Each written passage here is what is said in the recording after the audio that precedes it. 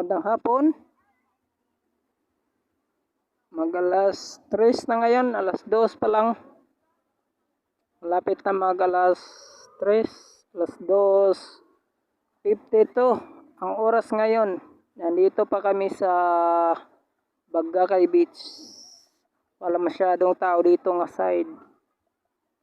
Pero pagdating dyan nga side, marami. Turbuhangin kasi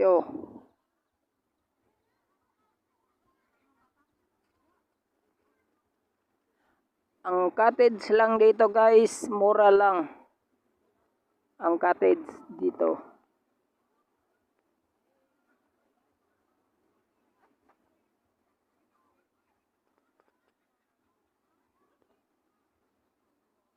Mura lang kasi cottage dito, mura lang. 100 pesos lang ang cottage. Pero ang cottage na tinambayan namin 200. So kilala naman ng biyanan ko, walang bayad muna. Kasi amiga daw sila. Yan ang sabi ng may-ari.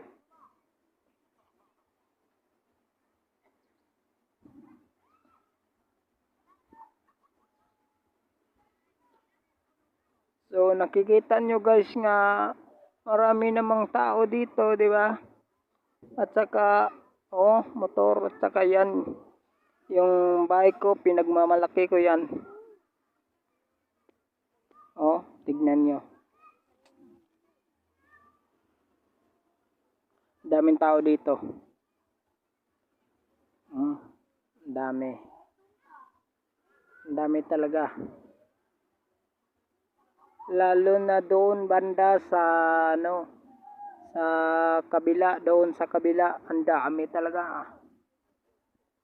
Parang syudad doon sa kabila, ang daming tao.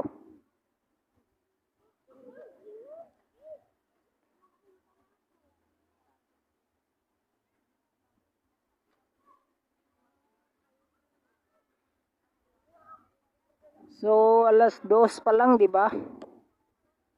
So hindi muna kami uwi kasi ang sakit pa yung init, masakit ang init eh.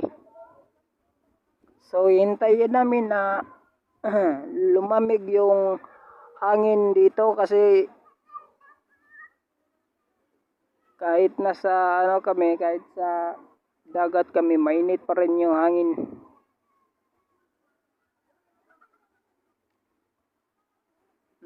Kita nyo naman, daming tao, di ba?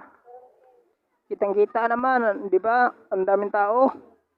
Mga ka-reels ko, ang daming tao, di ba?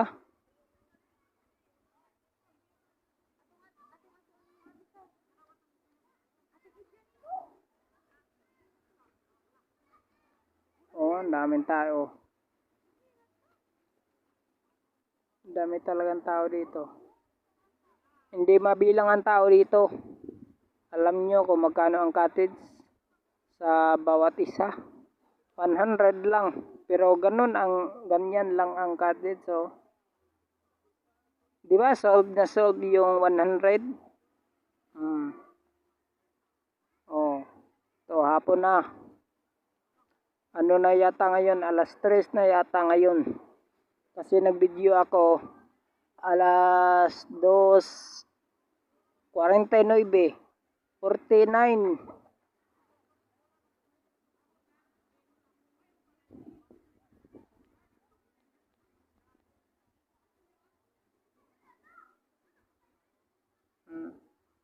Dami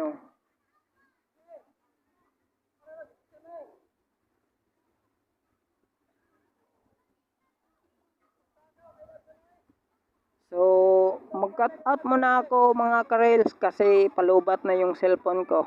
Salamat sa Diyos sa pag tingin ng video na to.